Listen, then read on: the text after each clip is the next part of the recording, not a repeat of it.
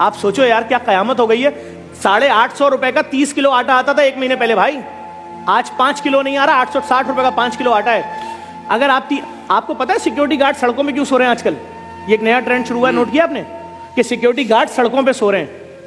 और क्यों, गौर नहीं किया? जब 12,000 रुपए तनख्वाह होगी, बस के अंदर आपका लग रहा है 80 रुपए एक स्टॉप का, 80 रुपए दूसरी बस का, 160 जाने का 160 आने का।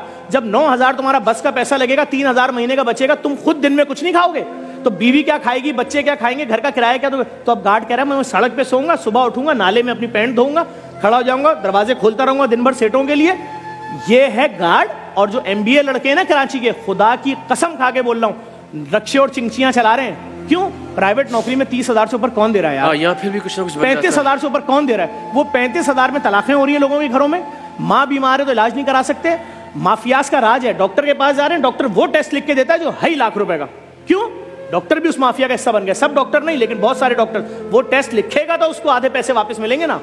हमारे लोगों का क्या हाल हुआ है यार? सब बुरे लोग आपस में कनेक्टेड हैं, नेटवर्क बने हुए हैं। हुकूमत को सोचना पड़ेगा। अगर इन्होंने लोगों के लिए कोई ग्रांट नहीं दी, रमजान ग्रांट नहीं, पूरे साल का मुफ्त आटे का हाल देख लीजिए, कोई मंसूबाबंदी नहीं है, कोई प्लानिंग नहीं है, कोई स्ट्रेटजी नहीं है, कोई दिलचस्पी ही नहीं है। सर आप किस इलाके की बात करते हैं? मैं आपको औरंगी, कोरंगी, लांडी, मलीर, शाह फैसल, शादमान, बफर जोन, लियारी, खारादर, जहां बोले चलते हैं हम रात में 4 बजे। अगर आपको आवारा कुत्ते ना काटें तो मेरा नाम चेंज कर दिएगा।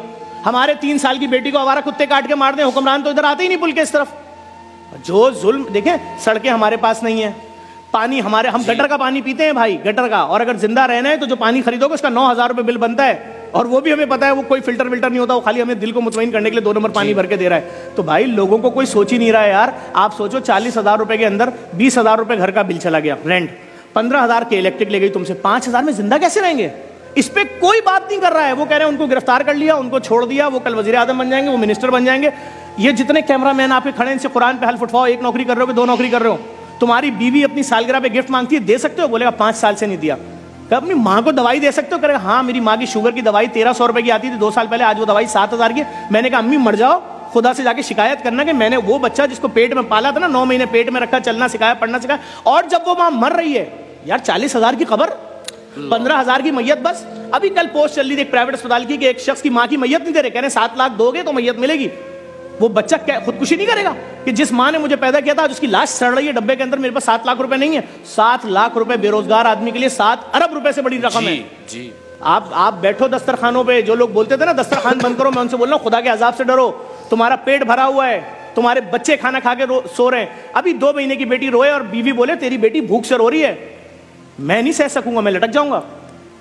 तो मेरी बेटी, यार मैं तो टीवी पे ऐड देख रहा हूँ, ये महंगी लॉन, ये महंगे कपड़े, ये महंगा रेस्टोरेंट, ये महंगा खाना, ये खाने का सेगमेंट, खाने ही नहीं है, सिर्फ भूख भूख भूख भूख। लोगों के पास दफनाने के पैसे नहीं है, बात ही खत्म हो गई। खुदा की कसम खा के कह रहा हूँ, मेरे ऑफिस में लड़का आया, यंग लड़का आया, उसने आके ऑफिस में पता क्या बोला? उसने बोला कि सिर्फ 25,000 रुपए दे दे, मैं झूठ नहीं बोल रहा, मेरे बेटे की मैयत 3 दिन से रखी, दफनाने के पैसे नहीं है, मैं किसी से बोल नहीं सकता। मैंने कहा झूठ बोल रहा है, ऐसा हो नहीं सकता। इतनी बेहिसी जमाने में लड़के को भेजा, लड़का गया, कसम खुदा की उसकी बच्चे की मैयत 3 दिन से रखी थी, सिर्फ 25,000 रुपए मांग रहा था। मैंने कहा मैयत बस के पैसे तो, बोला मैं गरीब हूं, मेरे रिश्तेदार नहीं आए, एम्बुलेंस में मैयत भेज दो। अल्लाह की जात जानती है जफर भाई, ये जब तक हम भी नेकी और इस तरह के मामलात में नहीं थे, हमें भी लगता था कि कोई ऐसी बातें कर रहा है ना तो वो शायद वो कोई बहुत ही अफसानवी बातें कर रहा है और डायलॉग है सिर्फ। लेकिन खुदा गवाह है कि वाकईतन ये जितनी बातें आप कर रहे हैं, मैं उनकी तायद करता हूँ कि इससे ज्यादा सूरत हाल खराब है। शायद हमारे अल्फाज उसको बयान ही नहीं कर सकते।